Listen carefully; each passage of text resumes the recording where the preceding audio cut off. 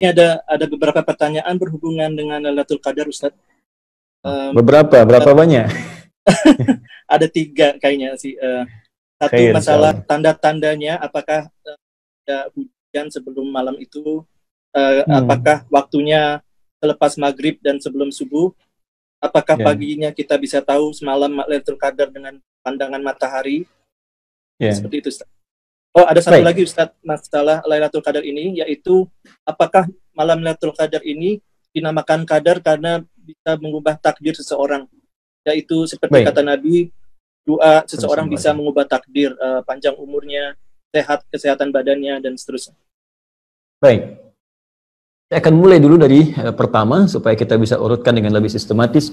Waktu Al-Qadar, ya, waktu malam Al-Qadar. Jadi kalau kita sudah sebutkan Lailatul Qadar, kita bisa tutup kalimat malamnya karena Lailah itu sudah berarti malam, ya, malam istimewa. Ya, waktu Lailatul Qadar karena isyaratnya lail, malam, dan istimewa pakai tak di situ. Malam itu dibatasi dari mulai ba'da isya. Ya, jadi kalau di Indonesia sekarang misalnya ba'da isya 7:30, nah dengan sunnahnya taruhlah misalnya jam 8 ya. Itu terbentang luas sampai ke menjelang fajar. Ya, kalau bahasa Al-Qur'annya langsung di surah Al-Qadar itu salamun hiya hatta matla'il fajr. Lihat ujung ayatnya. Hiya itu menunjuk ke Lailah, ya, dhamirnya muannats. Hiya, ya, malam Al-Qadar itu hatta terbentang luas, matla'il fajr sampai menjelang fajar. Ya, hatta itu menunjuk kepada ujung sesuatu, ya, ujung sesuatu. Kalau ila ghayah sampai ke tujuannya, kalau hatta ya itu sampai ke batasnya. Ya, batas itu matla' tadi yang tadi saya sebutkan lewat Quran surah Al-Qadar. Kalau saya katakan begini misalnya, ana sausafir min Jakarta ila Eropa hatta Amerika. Saya akan pergi nih ya dari Jakarta ke Eropa sampai ke Amerika. Ya, artinya kan batasnya di Amerika kan? Ya, kalau saya katakan ila misalnya, ila itu sampai ke tempatnya, ke tujuannya. Ya, misalnya ke New York misalnya kan, sampai ke New Yorknya, itu menggunakan ila, pas tempatnya. Tapi kalau kita gunakan hatta, sampai di batasnya. Nah, apa batas dari fajar itu, matla'il fajar, itu ada yang menyebutkan sahar, waktu singkat menjelang fajar. Ya, sekitar 15 sampai 25 menitan lah sebelum fajar. Jadi kalau di Indonesia fajarnya sekarang jam 4 misalnya lewat 33, ya maka kurang lebih jam 4.15 lah ya. 4.15 itu sudah sahar. Ya, sahar. Jamaknya disebut ashar. Ya, ashar ini disebut oleh Al-Quran sebagai waktu terbaik untuk istighfar. Ya, itu ada di Quran surah ke-51 ayat ke-18. Ya, wabil ashari hum yastaghfirun. Ada orang-orang yang mereka itu biasa istighfar di waktu sahar. Nah, orang yang biasa istighfar, minta ampunan kepada Allah di waktu sahar, itu nanti akan dikumpulkan dengan 4 golongan utama yang disebutkan di Quran surah Ali Imran, surah ketiga. Ayat ke-17, ya, paling kiri sebelah atas di mushaf. As-sabirina, was-sadiqina, wal-qanitina, wal-munfiqina, wal-mustaghfirina bil ashar. Ya, as-sabirina orang-orang sabar, as-sadiqina orang-orang jujur, wal-munfiqina dan orang-orang yang sering infak. Ya, wal-qanitin sebelumnya orang-orang yang khusyuk dalam salat itu akan sesurga dengan orang-orang yang sering istighfar di waktu sahar. Jadi ada yang membatasi matla' itu awal mula akan muncul fajar, jadi berakhirnya waktu sahar. Ya, sahar 15 menit, 20 menit sebelum waktu tibanya fajar, ya. Kemudian dibentangkan ke belakang, lail, dari ba'da isya. Jadi sebetulnya luas. Ya, dari jam 8 ke atas lah, sampai terus kalau waktu Indonesia 4/4. Itu luas. Tapi kalau Anda ingin mengambil esensi yang paling bagus, saat-saat mustajab, itu memang tengah malam. Ya, di atas jam 2, kan? Ada jam 1, jam 2, jam 3, itu yang mustajab. Itu yang disebutkan di hadis Nabi, qudsi hadisnya. Dan golongan pertama yang menerima dari Nabi itu 30 orang, sahabat utama. Hampir semua sahabat utama, Abu Bakar As-Siddiq, Umar bin Khattab, Utsman bin Affan, Ali bin Abi Thalib, radhiyallahu alaihim jami'an, itu meriwayatkan hadis ini. Ya, sampai-sampai ada kalimat yang sangat indah gitu. Allah menyampaikan kepada hamba-hambanya, siapa yang meminta, aku akan kabulkan. Ya, siapa memohon, aku berikan. Wa man istaghfara li ghafartulah. Siapa yang minta ampun, aku ampuni. Itu yang dikejar. Karena itu Nabi SAW, para sahabat, radhiyallahu alaihim, orang-orang soleh zaman-zaman dulu sampai ke sekarang, itu menghidupkan malamnya, khususnya untuk mengejar puncak-puncaknya. Ya, di puncaknya lagi dikejar. Jadi dari ba'da isya itu, mereka terus baca Quran, ada yang sholat, nggak berhenti tuh rata-rata. Ada sebagian orang-orang, termasuk di masa sekarang, ya kita pada umumnya, itu mengejar puncaknya saja. Di umumnya kan ba'da isya, tarawih, istirahat kan, bangun lagi malamnya. Ya orang dulu itu banyak istirahat di siangnya, sehingga malamnya bisa hidup sampai dengan ke ujungnya. Jadi kalau kita katakan kembali ke Al-Quran, ditanya, Ustaz, kapan waktu Al-Qadar itu, malam Al-Qadar tepatnya, kembalikan pada keterangan Al-Quran, terbentang dari malam itu, ya ba'da isya, dari setelah isya itu sampai ke menjelang fajar. Jadi kalau Anda ingin mendapat kesempatan luas dapat malam Al-Qadar, cara paling gampang adalah jangan tinggalkan malamnya. Ya, khususnya di 10 malam terakhir itu, usahakan itu ada yang bangun aja. Ya, entah itu jam 10-nya, jam 12-nya, entah jam 1-nya, jam 2-nya, di sela-sela itu Anda usahakan ibadah. Ya, khususnya di ujung-ujung akhir itu. Dari fase jam 2 ke jam 3 ke jam 4 sesuai dengan waktu subuhnya masing-masing. Di dalam 10 malam terakhir usahakan di setiap waktu ini Anda bangun, Anda ibadah di situ, walaupun mungkin hanya 5 menit saja, 10 menit saja, ya sebagai harapan mendapatkan satu di malam itu.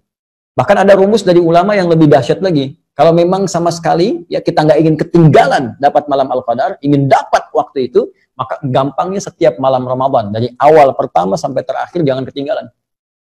Karena malam terakhir, 10 terakhir itu kan peluang besar. Tapi boleh jadi dia datang di awal Ramadan, pertengahan atau akhirnya.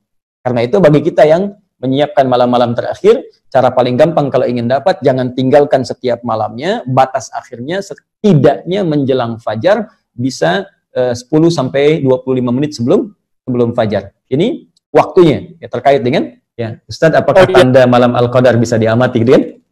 Yes. Baik. Tanda Al-Qadar yang tersebar dalam referensi hadis-hadis Nabi SAW, khususnya di hadis Muslim, itu tidak memberikan tanda di awal, tapi lebih kepada tanda di akhir. Ya, tanda di awal yang saya maksudkan waktu menjelangnya, itu nggak ada yang spesifik. Nabi pernah bermimpi, Sallallahu Alaihi Wasallam, ya, bermimpi ditampakkan oleh Allah malam Al-Qadar. Ya, terus keadaan setelahnya Nabi sedang dalam keadaan salat, tahiyat, ketika salam nampak lumpur, jadi di keningnya. Ya, lumpur ini nampak karena begini, di zaman Nabi itu kan masjidnya itu masih terbatas, alasnya masih tanah, kan? Kemudian tiang-tiangnya pelepah kurma, atapnya itu dari daun-daun kurma. Jadi kalau memang hujan ya hujan, bocor basah. Nah, jadi ketika hujan itu basah, pasti orang sholat itu ini kotor, ya bagian atasnya kotor. Gitu. Kalau panas ya panas. Ada sebagian sahabat yang sampai menghamparkan kayak sapu tangan untuk bisa menahan panasnya saat sujud. Anda bisa bayangkan dalam kondisi seperti itu masih semangat menunaikan sholat. Ya, ini dalil kebolehan perempuan pakai mukena, walaupun ada sedikit ya yang menghalangi dengan keningnya. Ini bukan penghalang sebetulnya, yang mukena itu. Ya, ini disampaikan dalam satu riwayat tadi yang sahabat menghamparkan semacam sapu tangan untuk bisa menjembatani dengan tanah. Ini diambil oleh para ulama kebolehan mukena, ya, walaupun akan lebih bagus kalau dibuka sehingga ini bisa nempel, tapi kalau tertutup tidak sengaja karena batas yang kecil, tidak ada masalah, termasuk kebolehan dalil menggunakan sajadah. Nah, poinnya ketika Nabi SAW bangun, itu oleh Allah dibuat gaib, dibuat lupa. Ya, waktunya kapan? Malam keberapakah? Apakah pertama, kedua, terakhir? Oleh Allah Subhanahu wa Ta'ala dibuat lupa. Tapi tanda itu masih nampak. Saya kata Nabi SAW itu tampak di kening saya itu ada lumpur. Nah, yang paling menarik, ketika ada satu waktu keesokan harinya, ya itu Nabi SAW sholat dengan sahabat subuh-subuh, begitu salam teman-teman, Assalamualaikum warahmatullahi wabarakatuh, dan salam terlihatlah di kening Nabi itu ada lumpur. Maka sahabat baru menyadari, Allah, tadi malam Al-Qadar itu. Ya, tadi malam Al-Qadar, tadi malam Lailatul Qadar gitu kan. Nah, dari sini ada yang sebagian mengambil ya kesimpulan bahwa itu ditandai dengan hujan sebelumnya, gitu kan? Tandai dengan apa? Tapi sesungguhnya nggak ada narasi seperti itu. Ya, narasi-narasi yang disampaikan tanda kebanyakan setelahnya. Ya, bisa ada hujan, bisa cuaca cerah, bisa jadi karena mungkin peristiwa spesifik pada zaman Nabi saja pada saat itu keadaannya mungkin hujan, ya. Boleh jadi di masa-masa yang berbeda mungkin tidak hujan. Ya, mungkin keadaannya nyaman, tenang. Nah, hanya ada digambarkan bahwa malam Paskah itu oleh Al-Qur'an disebutkan kalimatnya salam, tenang, damai. Nah, ini jadi ada feeling ya yang diberikan ke dalam perasaan kita. Jadi kata Allah tuh, feeling kita di hati tuh malam ini kok beda ya. Salamun. Lihat di surah Al-Qadar di ujung ayatnya. Salamun hiya hatta matla fajr. Salamun, malam itu begitu tenang, damai. Jadi ada suasana satu malam yang terasa bagi sementara orang itu kok enak banget ya. Ibadahnya enak, nyaman, berdoa tuh kayak khusyuk gitu. Nah, itu ada yang menyebutkan dari sini itu tanda yang diberikan oleh Allah ke dalam jiwa kita. Ya. Baik, dan keesokan harinya itu digambarkan suasana alam. Ini kalau ini benar riwayatnya ya. Lebih tenang, kemudian nggak terlalu mendung, nggak terlalu terang, kelihatan tumbuh-tumbuhan tuh sejuk, gitu kan? Kayak habis bersujud, kayak habis wah tenang kan. Kenapa digambarkan begitu tenang? Karena di Al-Qur'an disebutkan riwayat ya dalam firman Allah Subhanahu wa taala bahwa malaikat turun semua. Tanazzalul malaikatu waruhu fiha. Allahu akbar. Ya, roh itu kan malaikat Jibril. Malaikat Jibril itu tugasnya selesai ketika Nabi wafat untuk memberikan wahyu. Tapi hanya satu kali dalam setahun turun. Ya, dalam malam Al-Qadar.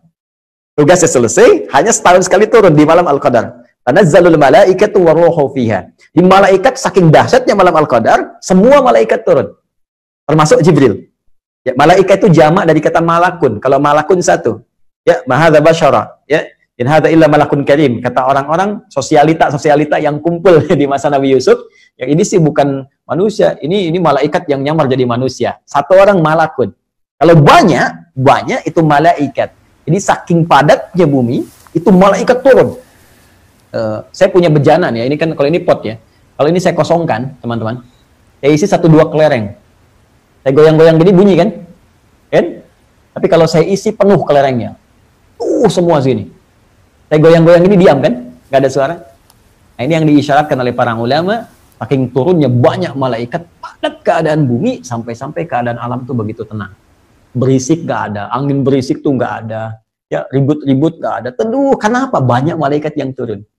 Nah, maka ada yang mengartikan kalau Anda di malam Ramadan terasa ada ketenangan tersendiri dan alam keadaan tenang, kayaknya sejuk, maka cepat bergegas untuk ibadah malamnya. Boleh jadi itu malam Al-Qadar. Besoknya nanti tandanya akan tampak alam yang sejuk, ya nggak terlalu terik, bulan nampak juga indah, matahari terbitnya juga kayak tenang gitu. Nah, itu feel-nya bisa berbeda satu dengan yang lainnya. Tapi kalau ingin dapat secara singkat, gampang. Setiap malam Ramadan, ibadah aja. Nanti salah satunya akan terasa kenikmatannya. Kira-kira seperti itu, Mas Ridho. Allah Ta'ala a'lam bishawab.